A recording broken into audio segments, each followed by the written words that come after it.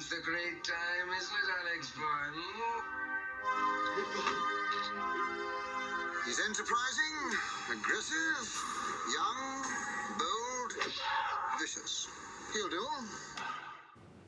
Hello everybody, welcome back to Screenstars. I'm here today to attempt to give you my review on the 1971 science fiction classic, A Clockwork Orange. The film is directed by the genius Stanley Kubrick and based on the famous novel by Anthony Burgess, and it stars the fantastic Malcolm McDowell as the titular hero, narrator, whatever you want to call him, villain of the film, Alex.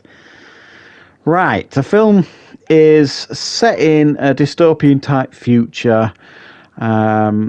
Alex is a teenager who has his own gang going, his gang of droogies. He spends his evenings drinking at the bars, getting involved in ultra-violence, robbing, raping, stealing, and loving it, basically.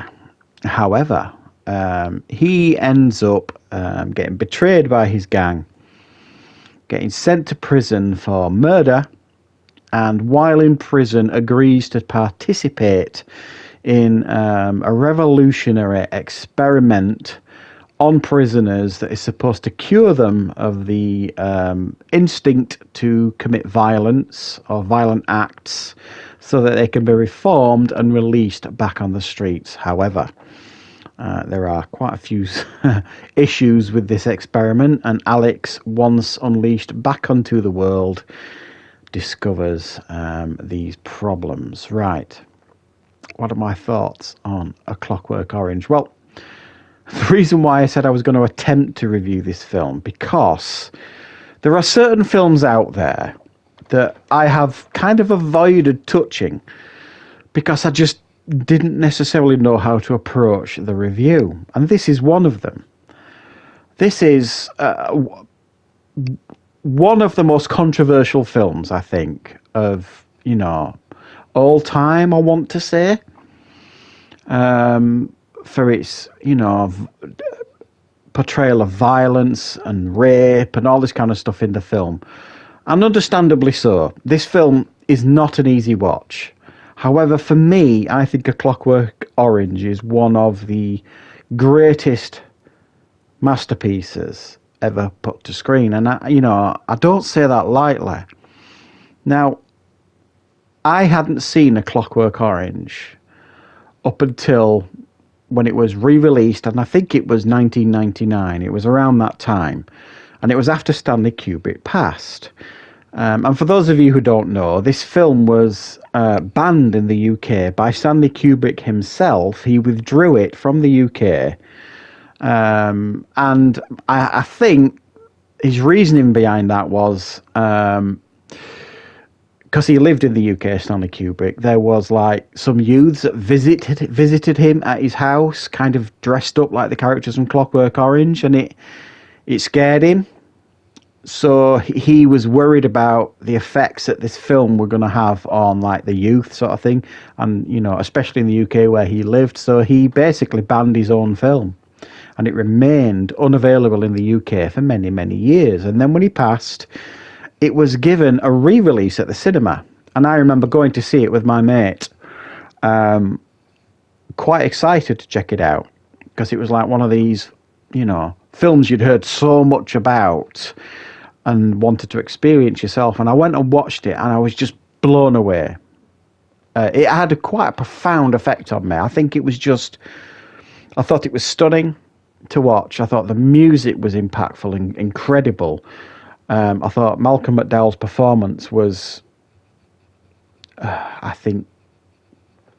masterful. I mean, incredible. I've always liked Malcolm McDowell, always, but his performance in this is just, I think, on another level. How do they make you feel sympathy for such a depraved character? But they do it. Malcolm McDowell rides that fine line, that beautiful balancing act from like pure disgust that you feel for the character to almost rooting for him, and he just kind of rides that wave so beautifully. It must have been such a difficult performance, but I think it was just so good. And I came away from that film at the cinema, and I was just like, me and my mate were like, I think we went back 2 or 3 times to watch it, and we would talk to each other like they talked in the film. There's this strange language that goes on in the film, and the way they talk to each other, it's like a mix-up of a few different languages, and it's just so impactful. Now, yes, the film has aged terribly in regards to the science fiction elements when you watch it, but you kind of have to take a step back almost, and kind of almost picture it in like a completely different human timeline almost. You can't really watch it like that because it still is so impactful, and it's one of those films that at times it is genuinely funny too. There are moments in it that will make you kind of laugh out loud, and then you're kind of checking yourself thinking, oh, should I be laughing? You know what I mean? Because it's just so uncomfortable to watch at times. It's hard really for me to put into words, and like I said, I think this is an intimidating film sometimes to review. There are many videos out there of people like doing an analysis of A Clockwork Orange. I don't personally. Sometimes I like watching analyses of films, but I don't like doing them because I think sometimes we can overanalyze films. I think sometimes we should just appreciate a film for what it is rather than read too much into them, because obviously this film is chock full of social commentary, relevant at the time and still relevant today, much of it, but it's just also at the same time an incredible watch, to watch this journey that Alex goes through, and you're on this ride with this character from beginning to end.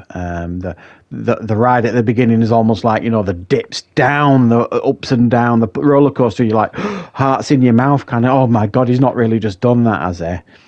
And then you get like, the more relaxed bit where he's like in the prison. You're thinking, is he wanting to be reformed? Is this all genuine, sort of thing? You're kind of thinking that, and then you kind of go up again on the smaller dip when he kind of is put through this torturous experiment, kind of what he'll put himself through to get out of prison.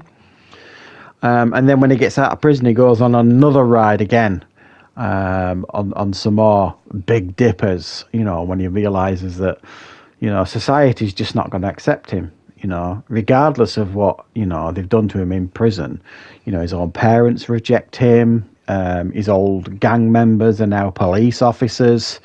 And, those that he has wronged years previously, have the opportunity to get their own version of justice on this character Alex. But by the time that happens, you've become attached to Alex, and they're completely justified in what they're doing.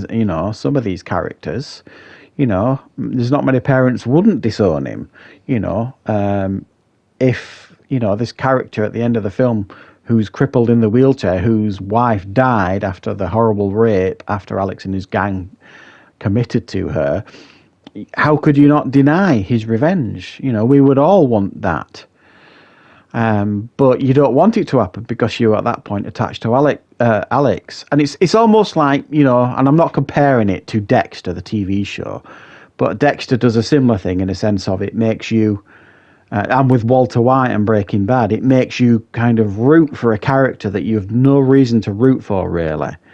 And that's a fine balancing act that it's not easy to get right. And I think Clockwork Orange does it. Yes, fantastic film. One of the greatest of all time, I think. It's definitely up there. Such an impactful film. I think people that haven't seen it maybe look at it and think 1971. No, trust me, you need to watch this film, guys, because it's a special film, and it's a film that I just thoroughly enjoy revisiting every few years. And every time I watch it, it's one of those films that every time you watch it, it feels like the first time. Every time you watch it, you kind of discover something new. Every time you watch it, you feel a little bit different in some of the scenes. It's just, I think it's a masterful film, and I think it's Stanley Kubrick's greatest film. I'm sure there's many people out there would debate that with me, but for me personally, it is anyway. So yeah, that's me. I've gone on enough about this film. Let me know in the comments what you think of A Clockwork Orange, and I will of course be back with loads more reviews and content on the channel very, very soon.